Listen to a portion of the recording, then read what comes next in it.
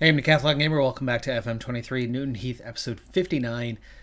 Our coaching course request has been denied, primarily because the season's not quite done yet, and they decided that they still want to have me around. I could probably convince them of this, or I can just wait a month and ask again when we hit the end of the season. I'll go for the later. Eliminated from all of the other competitions, all that's left is the league, but we find ourselves in an interesting position.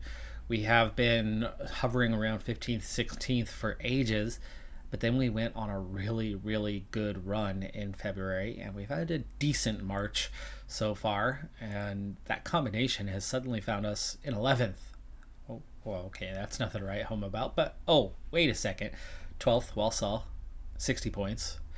It drops to 50 from there. We've covered a really sizable gap and find ourselves now a single point from 7th place. We find ourselves 2 points from 6th from the promotion playoff zone. So with 6 to play in the league, it suddenly is in with a shout that, maybe something could still happen in those regards. We also find ourselves suddenly back in, as we were early in the season, showing up in a number of key stat metrics. The games that we have remaining on the calendar: AFC Wimbledon at home, though they sit in 8th place, so that would be an important match for us. Crew, trying to survive relegation, but down in 21st on the road, and that is absolutely a winnable away match. And then we are at home once again to Walsall, the team that is just a single point behind us. On the road at Oxford, who are 14th, but with a decent gap. They've got nothing to play for there at the end of the season. That's a winnable road match. Bolton at home is going to be a really tough one. They sit second in the league and have definitely been a team in form that have moved up the standings lately and are going to be a really difficult final home match of the season. 3 home, 3 away, and the final away match at Charlton is once again one of those teams that is safe from relegation, nothing to play for, and beatable potentially on the road. I would look at this and say, hey, we could probably win 4 of those, maybe draw 1 of those.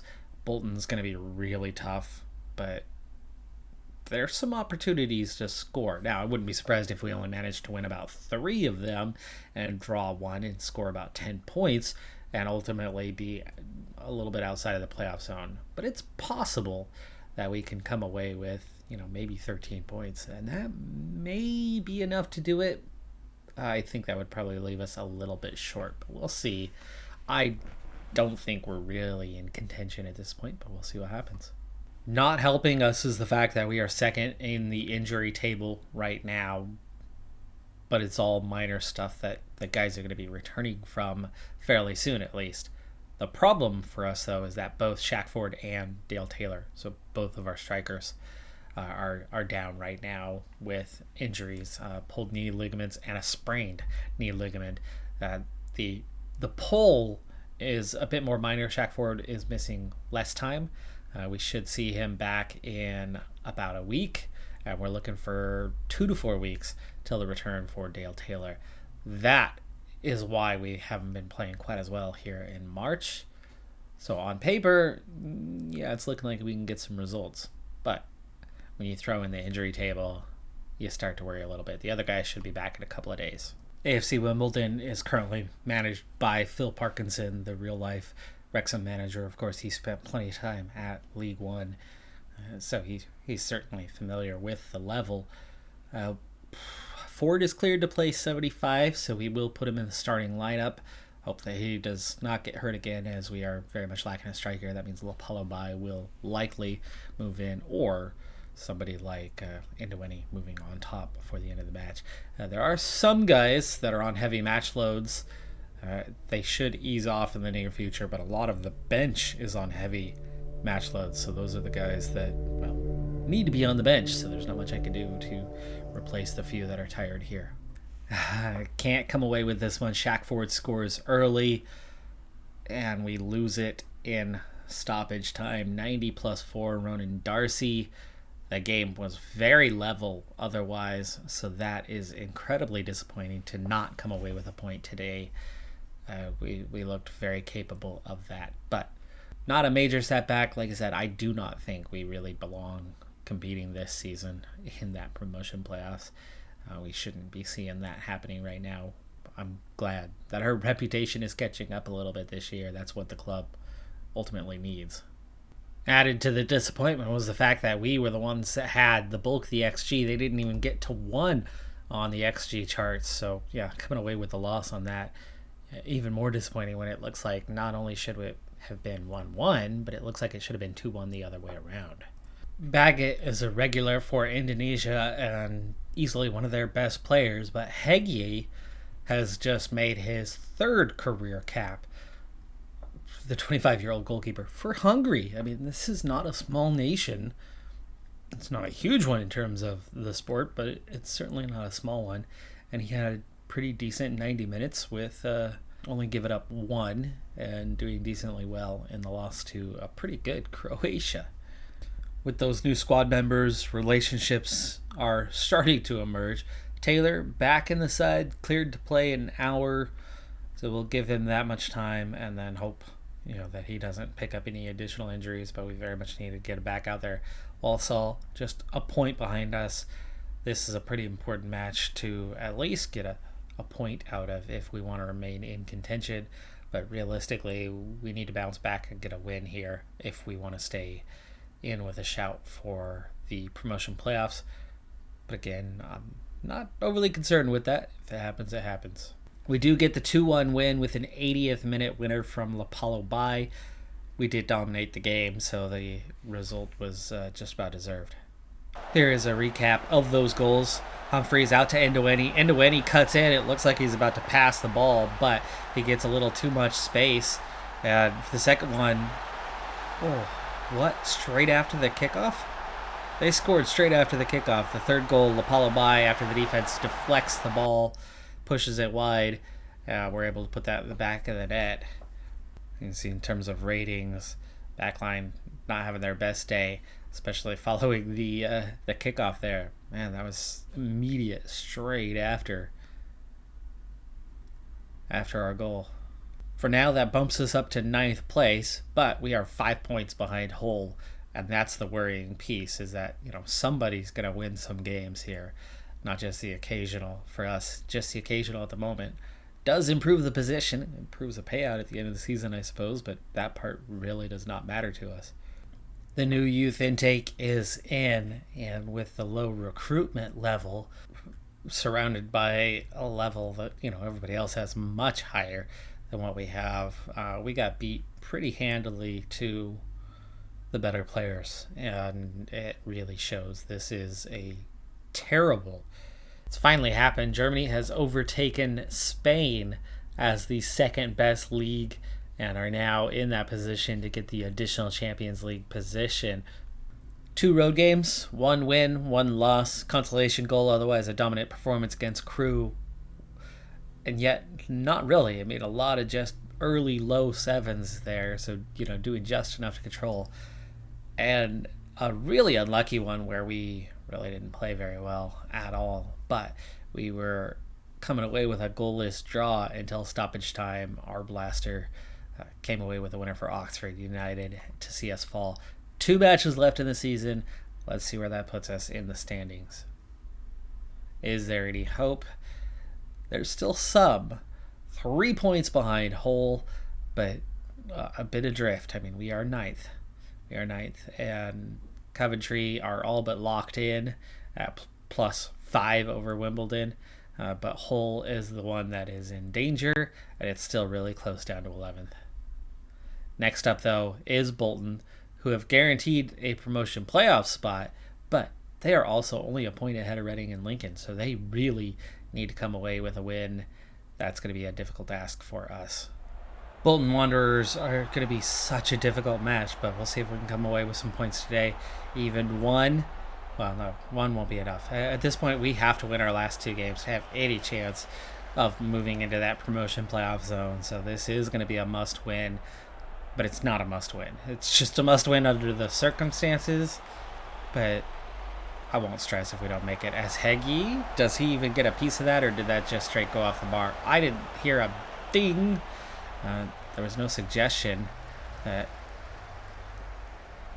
That one was off target. And for now, we had already shown one shot on target. It's not even showing any additional... Oh no, they have one shot on target. So yes, it was on target. That was a save from Heath. That chance requires a decent stop from Heath. That had a lot of power on it. Fortunately, it was a little bit down the middle. Now, the two matches that we need to keep an eye on, one of those is Hull, who lead 1-0 at Derby. So that's going to be difficult if they come away with a win. That's going to just about run us out of chances. AFC Wimbledon is like 1 point behind them and also playing today. Not everybody playing in this match time slot today, even though it is a Saturday one. Poole pulls that back, crosses in, and wow, Heath, another massive stop for him. And right now, they are looking the much more likely team to come away with any points. Baggett has already picked up a yellow, so that's worrying. Nice ball over the top. Taylor chips a keeper, and it's in, and the flag stays down. It's 1-0 against the run of play. Just our second attempt on this one, and it's Elkin Baggett up to Humphreys. Humphreys over the top, and Taylor just beats out his man, and then beautiful play there. Wonderful awareness to chip the keeper and keep it on target. And Dale Taylor with his 17th of the season. Final stats for the first half make it look like it wasn't against the run of play, but I mean, we really had done nothing up to that point. We had one more kind of chance before that, but they haven't done much either. They just have looked the more dangerous. Terry has also picked up a yellow right before halftime, so both center backs on a yellow. That's going to be worrying going forward. Terry with the lower rating may not see out the rest of the game. We might sub him at about the 1 hour mark. Second half underway. For now, we remain positive with our play style. We don't want to back up too much and give things away. But Rogers finds a bit of space. We finally get in there and then end up blocking it. It's out for a throw-in. End of highlight. On we move. For now, we are equal with Wimbledon and having moved up, which means they are not scoring. Schreiber. No, not good on that one. Pretty poor giveaway, and they are still in possession. Still their highlight for the time being. That long ball over the top, and has picked it up. Passes it into Heath, Baggett, Humphreys, out to Indoweni. Schreiber lays it off for Indoweni. Indoweni, take it out, hardcore. Could be a straight red, or is it just a yellow? It is a straight red. Brandon Whelan with the red card there, and this is going to give us a chance to get what is necessary today. They, with an opponent having played yesterday, that ball a little too far for Taylor, have already fallen to third place before starting this match, as one of those two teams that were just behind them, less than a point back, like I said, having already played and won their match. Now it's definitely time to start thinking about those substitutions. Maybe earlier. No! Oh, wow. What a save from Vickers. Not coming so close. Humphreys. Bull through for Knott. He's going to lay it off. Lay it off. Lay it off. Flash that ball across the goal, buddy. Don't blast it high. Derby has leveled with Hull. It's 1-1. Schreiber takes it back into Eddie. Switches. Hutchinson. Long ball. I believe Taylor was offside there. He was still retreating from that. Didn't really make a play on that one. And now that we're at that 1 hour point, let's go. Derby scores again. Derby scores again. Oh, shit. Oh, shit. Oh, shit. Oh, shit. He didn't score. Good. Terry's still struggling. And Baggett's playing well. So we'll bring on Muir. That is one sub. And a little early, we will think about even changing formation here at some point to try to hang on to this thing. But with that red card, they are down a man. Into Eddie. I'd love to see a second. Humphreys. Bull finds Schreiber inside. Schreiber! Ooh, looked like he had the keeper beat. Keeper gets a piece of it. Thought it was going into the back of the net, but he deflects it just outside the range of the bar. Dangerous free kick throw in here. Ocean. Gets the man inside. New York clears it. Into Eddie. Finds Taylor up top. Taylor in all kinds of space. Surrounded by white jerseys, that is. No space, really. Opposite of what I was saying. Hutchinson through. And that's out for a corner. Wow. What a stop from the keeper. That would have been a very, very important goal at just the right time that we could start thinking about hanging on and sealing this deal. Now you figure they're going to try to go more offensive, so let's go balanced. And Bull is tired, even though he's playing well. Let's look for a double sub here. Shipley tired, not having a great game, so we'll bring on Josh Powell. Already beyond the 80th minute, but here could be a dangerous moment. That one's picked off by Schreiber. Schreiber's got Taylor through, maybe? No. Big tackle there. Hutchinson gets it back to Moore. Moore, can he find a teammate? He lays it off for Powell. Powell's shot easily saved. Oh, bad giveaway there. Barnes on the counter. Oh, we give up. Baggett eventually goes in, does job himself. And Noweni. Deflections. Ping pong. Heggie goes out and clutches the ball. 84th minute now. We still have 2 subs, but 1 substitution opportunity remains. Let's see what we can do about that one. And do we want to change the formation at all? Hutchinson having a pretty quiet game. Schreiber, what can you do? I can drop you down to midfield, get us a little more defensive. We can also make Moore an anchor on defend. We'll set Powell to full back on defend, give him his better role. What about... If anything, Hutchinson and Indoweni would be the ones to replace to get fresh legs on. We have Mathurin and Lapalo by. I think that's going to be a great option to try to see out the rest of the game. 2 guys that really aren't much worse than the ones that they are subbing off for. Yeah, and giving us an ability to have a little defensive presence out there. Final subs.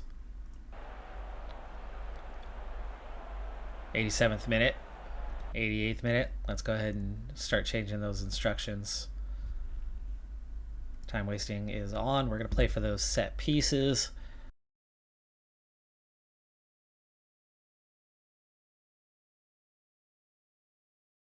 Into the 90th minute. Time nearly up. 3 points could be ours. Final 2 matches of the season. Nearly just one to play. Mathurin to seal it, and he does. Mathurin with the goal, and it's 2-0, and that will be 3 points. But what is happening in the others? Last we knew, we had a... did Derby take the lead against Hull? Was it 2-1, or was it still 1-1? I want to say Derby scored 2 in a row. Did they not? Or is that my wishful thinking? And Wimbledon definitely didn't look like they were doing anything useful either. So this very well could be us playing in. Yes, for now we are up to 7th. We are up to 6th. Wimbledon just dropped down goal differential or something.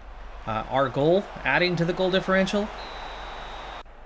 For now, we have moved up into 6th place, or so it appears.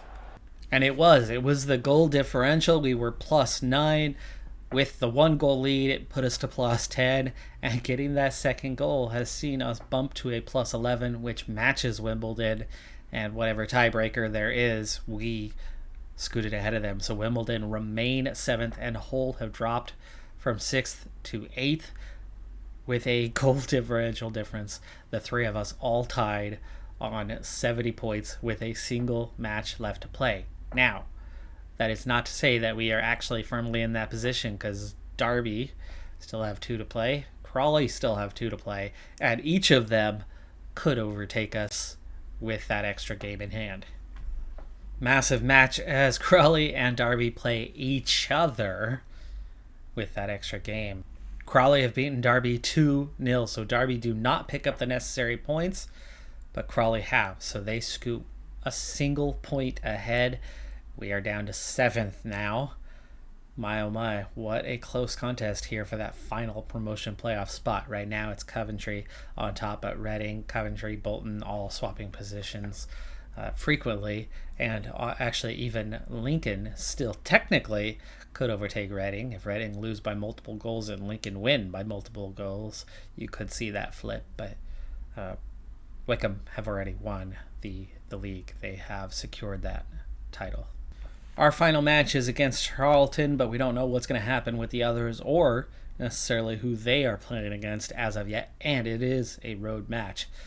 So a lot to be asked of us to come away with that one, but over the last 3 months, since completing the deal that brought in Cambridge was a win.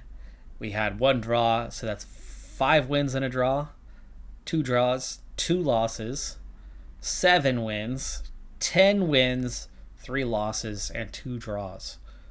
A much, much better record with Schreiber in the side, and of course he missed a couple of those, particularly right here during this stretch is where he was out, and that was really the only stretch where we were somewhat poor.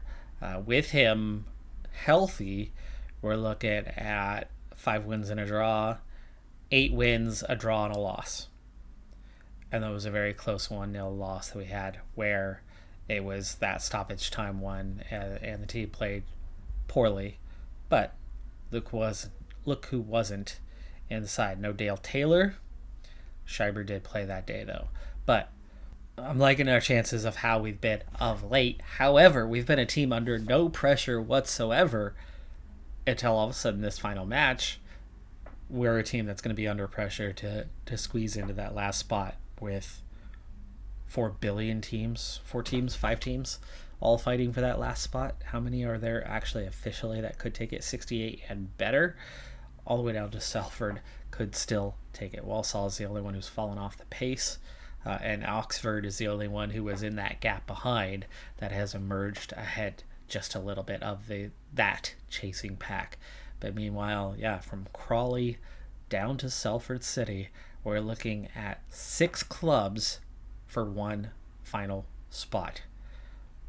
We are in the second best position of those, but that's still not a great place to be. It's definitely not in our own hands. It's not a win and you're in type scenario.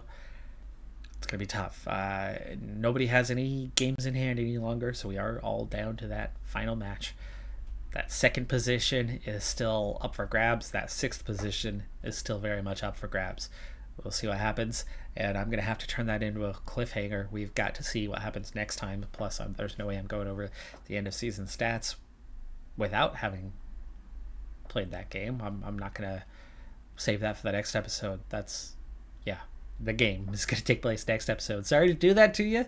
Sorry to leave you on a cliffhanger like that one, but big-time stuff happening. Of course, the league performance.